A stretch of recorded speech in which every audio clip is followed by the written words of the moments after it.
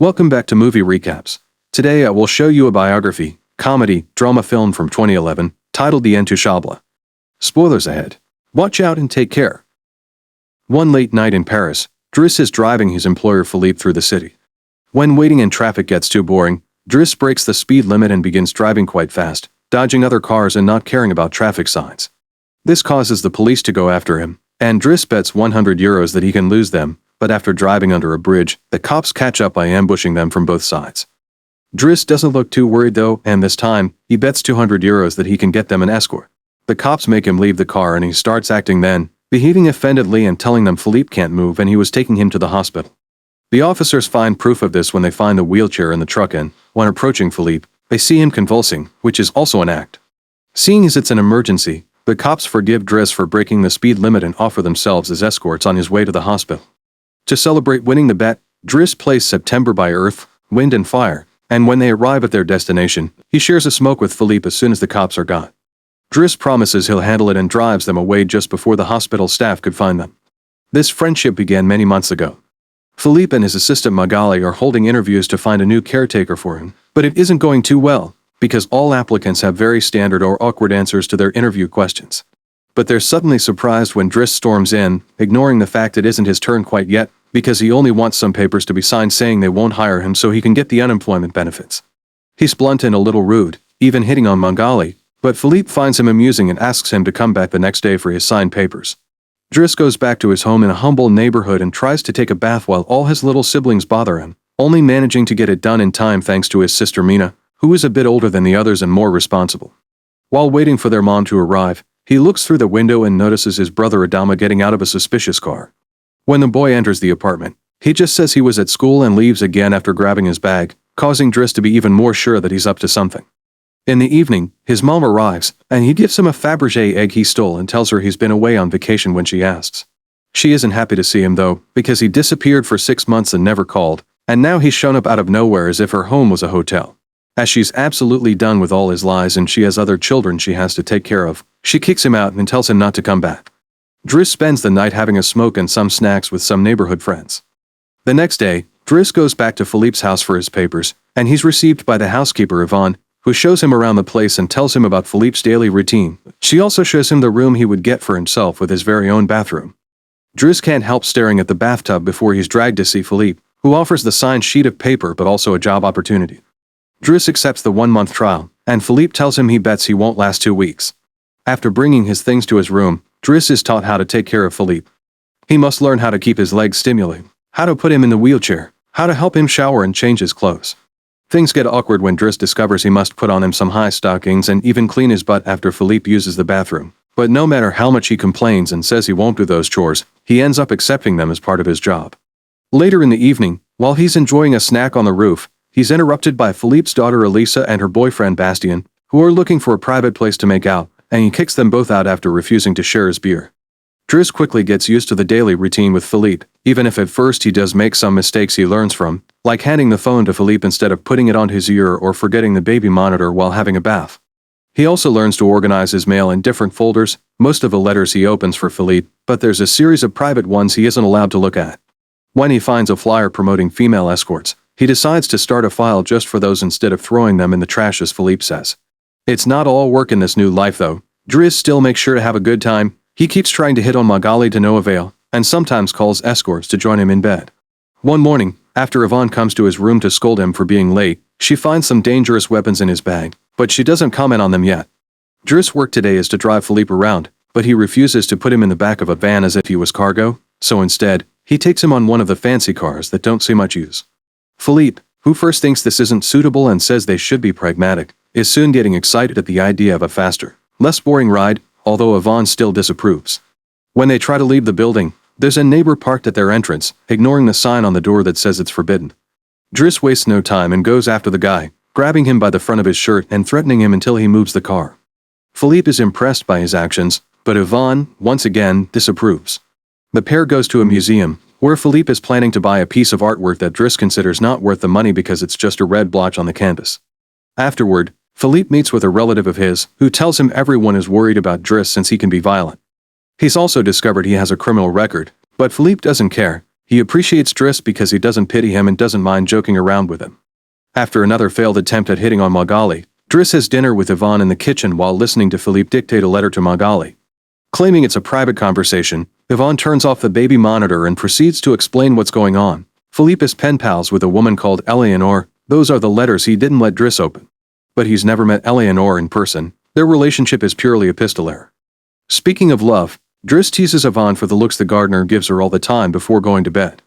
He's trying to sleep when he hears some weird sounds coming from the baby monitor. Philippe is having trouble breathing. Not being capable to ignore him even if he tries, Driss goes to his room and gently guides him through the attack with soothing words and a wet cloth to wipe his face. Philippe eventually falls asleep, only to wake up again moments later, saying he needs air. This time Driss doesn't hesitate. He puts Philippe on the wheelchair, covers him with blankets, and takes him out for a stroll by the river. This is the first time Philippe has seen Paris at night in a long time, and now he's more relaxed. He explains to Driss that the medicine can only do so much and he sometimes experiences phantom pain. When they see some girls walking by, Philippe also confesses he isn't capable of pleasuring a woman because of his situation, but he still can enjoy some satisfaction when he gets his ears massaged because they are sensitive zones. When the phantom pain threatens to appear again, Driss shares one of his joints with Philippe, who is skeptical at first but ends up loving it. Afterward, they go to a restaurant, where they joke around while sharing a meal, and Philippe decides to share more of his story.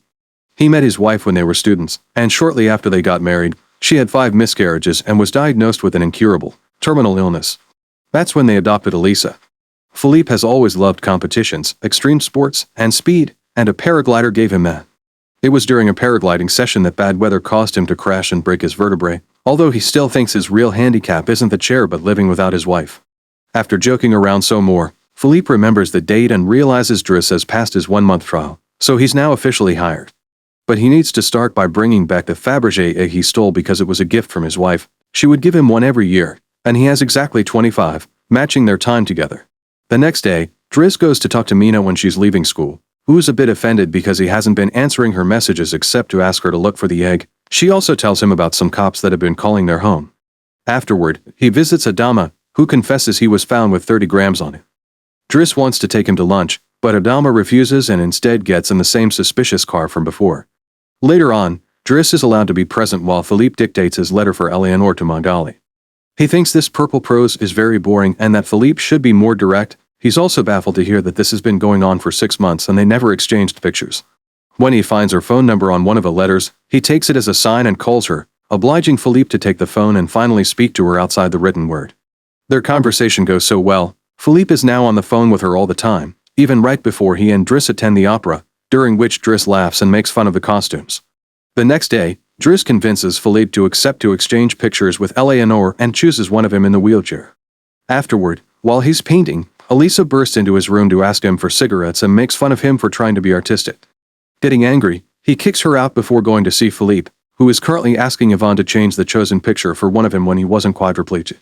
She hides the picture inside the escort file rag before Driss bursts in, complaining about Elisa and telling Philippe he needs to discipline her, something Yvonne agrees with. Philippe agrees to talk to her, but he's mostly surprised when Driss lets it slip that he's been painting. Days continue to pass, and the friendship between Philippe and Driss continues to grow. Driss takes him to play in the snow and brings him with him when he goes out for a run. Philippe gets him his first suit and scolds his daughter while Driss listens to him through the baby monitor. When Driss finishes his first painting, he shows it to Magali, who slaps him when he tries to kiss her. Philippe, however, likes the painting and promises he'll try to sell it. The two of them have a great time with each other, enjoying things like getting a faster car, sharing joints, and even hiring escorts together. When Philippe's birthday comes, he isn't very excited about it. Every year, he pretends to be surprised that they're throwing a party and has to meet with all these relatives that only come to see him on the date to check he's still alive. Philippe says it'll all be rather boring.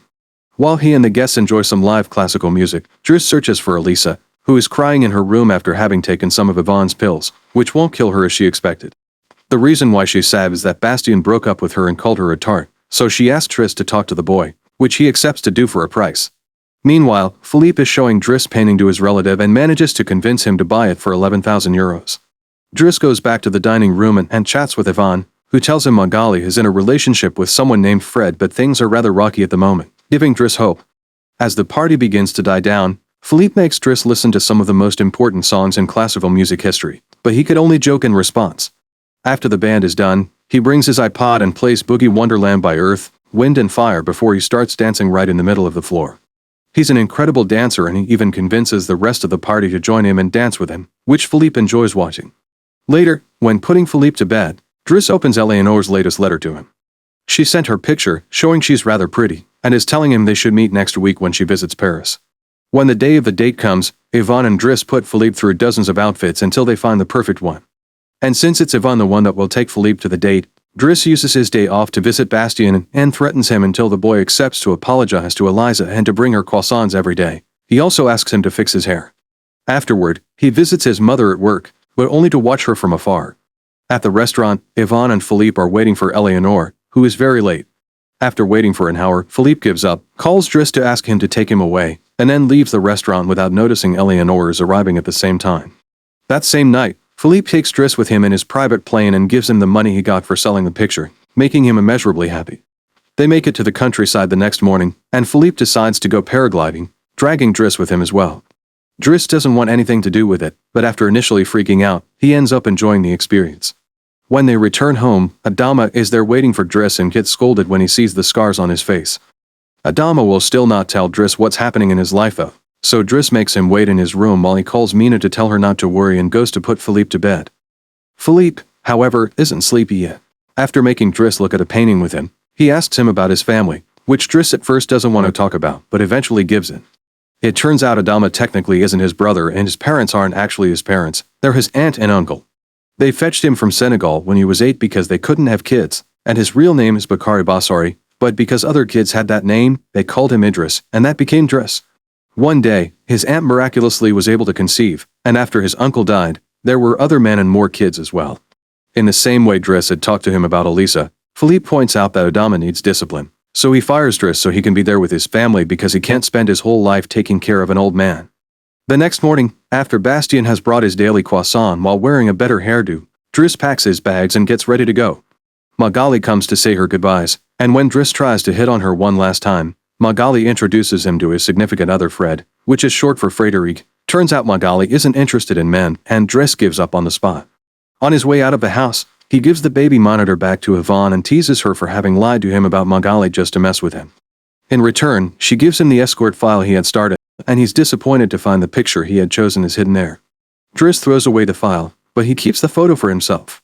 Once outside, he finds a car once again blocking the entrance, so he asks him to move away even if he doesn't work there anymore.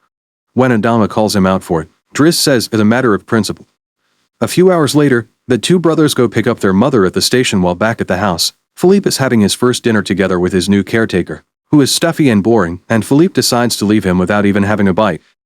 Since Yvonne is out on a date with the gardener, nobody is there to scold him for it. As days pass, Driss goes back to his old life. He hangs out with his old friends again and tells the guys from the suspicious car not to bother Adama anymore. When he goes to an interview he doesn't have enough experience for, he manages to win over the employer by calling himself pragmatic and using all the art knowledge he acquired while working for Philippe. This lands him a job as a driver. Philippe continues to dislike his new caretaker and is in a constant bad mood. One night, he refuses anyone in the house to help him with his phantom pain, so Yvonne calls Driss and asks him to come over. That's how they find themselves in the situation from the beginning, with the cops chasing after them first and escorting them to the hospital later. After that little adventure, Driss drives Philippe to the coast, and the sight of the sea helps Philippe calm down. Sometime later, Driss takes care of Philippe's overgrown beard before taking him to a restaurant for lunch, but he doesn't stay because someone else will be making Philippe company today. Driss wishes him luck and finally gives him back his egg before leaving, and Philippe starts worrying about being alone until he sees who his date is, Eleanor, who is delighted to see him and doesn't mind the chair at all. The real Count Philippe Pozzo di Borgo now lives in Morocco. He has remarried and has 2 daughters. The real Driss, actually called Abdel Sellou, has his own firm and is also married with 3 children. The 2 men continue to be very close friends to this day. Make sure to subscribe and turn on notifications so you can watch more videos like this. Thanks for watching.